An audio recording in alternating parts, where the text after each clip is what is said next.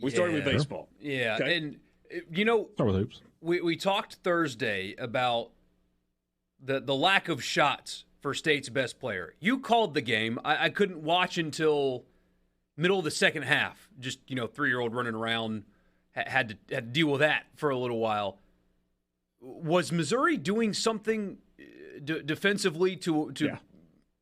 Yeah, they were. Tolu Smith in the first meeting between the Bulldogs and Missouri had 25 points and 12 rebounds. So Joe Klein, who I did the game with last night, was on the call for that first one in Starkville as well. And he told me, and even mentioned on the broadcast last night, he's like, man, you want to talk about a difference in terms of defensive approach. Missouri never mentioned Tolu Smith, he said, in their shoot-around in Starkville. It was like, it's fine. We're just going to play we're going to play our defense. We're going to do what we do. They had no plans to double-team him. There were either 2 or 3 white jerseys not just collapsing on him when he got the ball, but like in his hip pocket preventing entry passes last night. And, I mean, Tolu Smith had to work his tail off last night.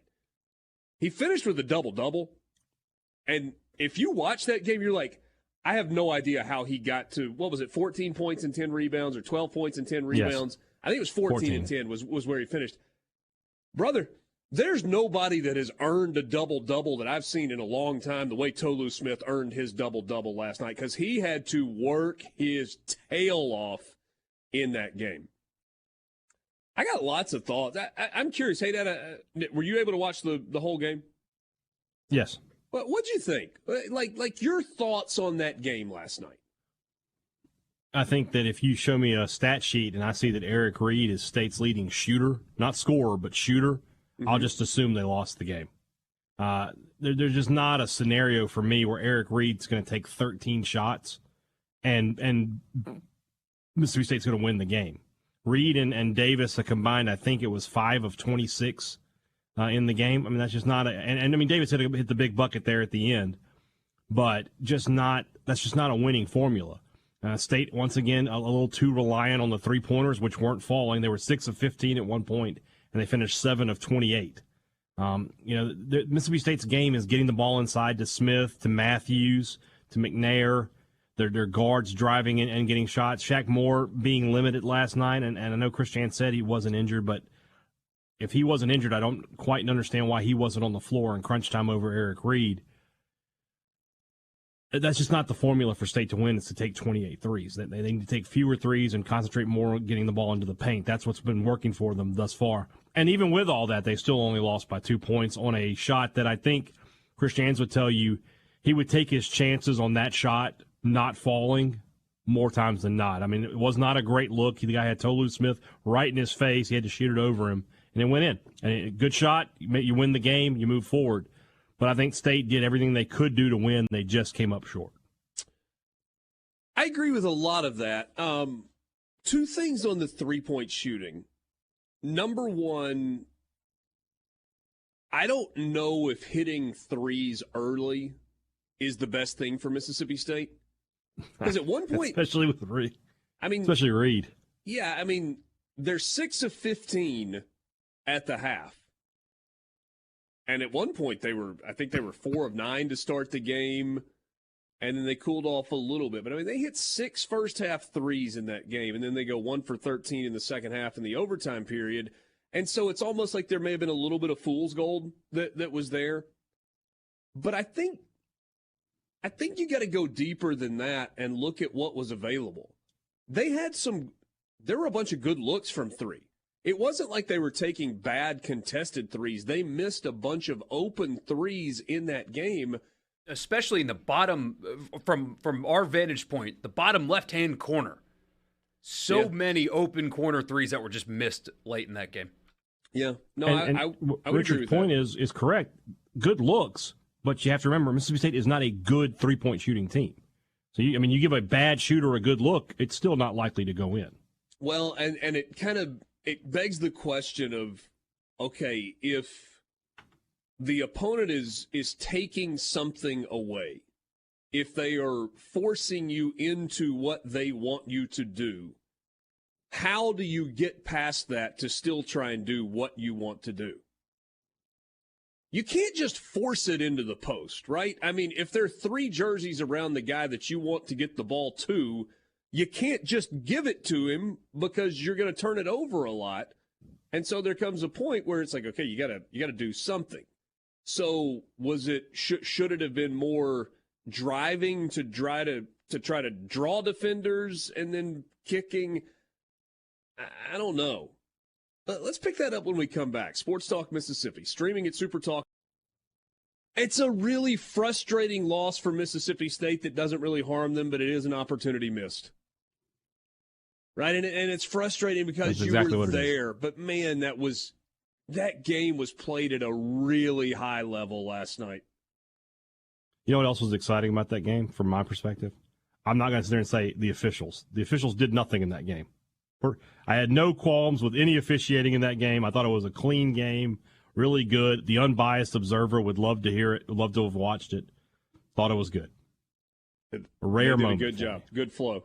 There was like one replay more than I would have liked at the end. One time we went to the monitor. I was like, yeah, we don't have to go to the monitor every time. You just got it right. That ball was off McNair. I was like, you can just give it to Missouri. It's fine. Yeah. Do they have to win out? That's the question. State? Yes. Do they have to win out? No. They don't have to, but it would be very helpful. But if they don't win out in the regular season, they've got to get a few wins in Nashville. You got to think about the SEC tournament right now. The State might end up playing on Wednesday if it goes bad. I mean, they don't have a tiebreaker with Georgia or Florida. Cannot lose to South Carolina. Borky, they have to beat South Carolina, and they have to win one of 2 against A&M and Vanderbilt. And that is two difficult assignments. Yeah. Vanderbilt's trying to win its 6th in a row tonight. Vanderbilt has entered the conversation with Joe Lunardi. He's got them under consideration. In fact, Joe Lunardi has Vanderbilt in the exact slot that he had Mississippi State 3 weeks ago. Now, the question is there enough time left for Vanderbilt? I don't know. We'll see how that plays out for them. Have to beat South Carolina. That's a home game on Tuesday night. Just have to. They can't lose that. And then, I mean, if you're saying pick one of the 2, you need the win against Texas A&M because it's quad 1 win. And Vanderbilt's net, maybe it gets to the point where it's a quad 1 because it's on the road, but it's not there yet. But they have a loss to Grambling. Yes.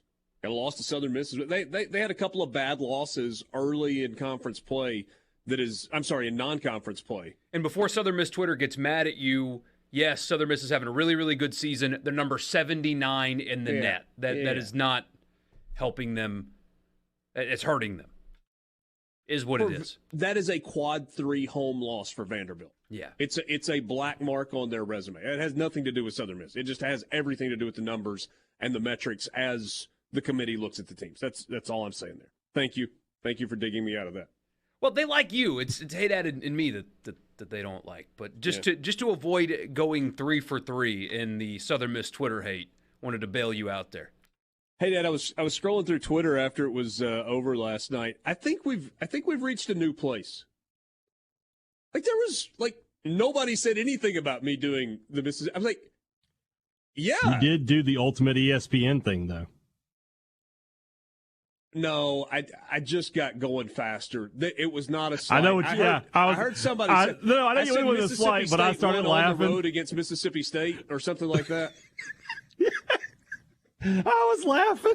I was like, I can't believe of all the people in the world. Here's the thing. Look, it must be part of the culture. I got my chart right here. I had in a timeout, I had highlighted their road games. I had circled the Alabama as a road game where it was close. They were looking for their 4th road win of the season. I had 2 great neutral site wins highlighted against Marquette and Utah from earlier in the year. And I was sitting there looking at it, and I was like, road wins at South Carolina, a great win at Arkansas, Mississippi State wins on the road at Mississippi State. So, something about being on the worldwide leader just makes it happen. I don't know.